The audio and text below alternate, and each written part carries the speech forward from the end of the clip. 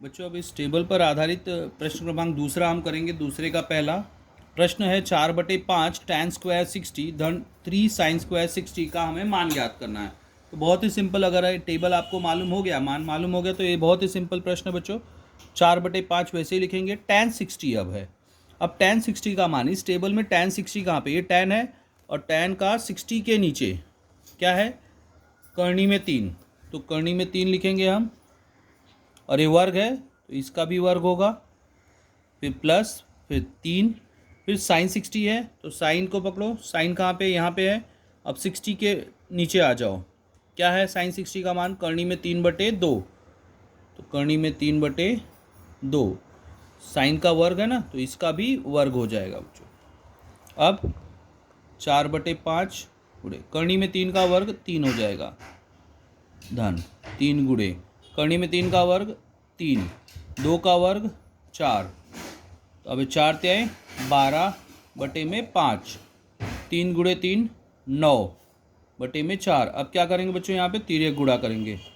5 चौक 20, 12 चौक 48 plus 9 पचे 45, 45 और 48 जोड़ेंगे तो कितना आएगा, 93 आ जाएगा, 93/20। तो इसका मान क्या हो जाएगा, 93/20 हो जाएगा। ये हमारा फाइनल आंसर है बच्चों। ओके, अब एक प्रश्न और हम देखते हैं इसमें का, चौथा प्रश्न देखते हैं। दूसरा हमने किया, अब चौथा देखते हैं। चौथा प्रश्न है tan 60 बटे में साइन 60 प्लस cos 60 का मान ज्ञात करना है। अभी सभी 60 हैं। tan 60 का मान कितना है, करनी में 3। साइन 60 का मान कितना है, करनी में 3/2। cos 60 का मान 1/2, करनी में 3 में। अब यहाँ पे देखो, ये जो यहाँ पे है दोनों का हर समान है, 2 होगा, अंश क्या हो जाएगा, जुड़ जाएगा, करनी में 3 धन 1। यहाँ पे बटे में कुछ नहीं है ना ऊपर, तो हम बटे में 1 लिख सकते हैं।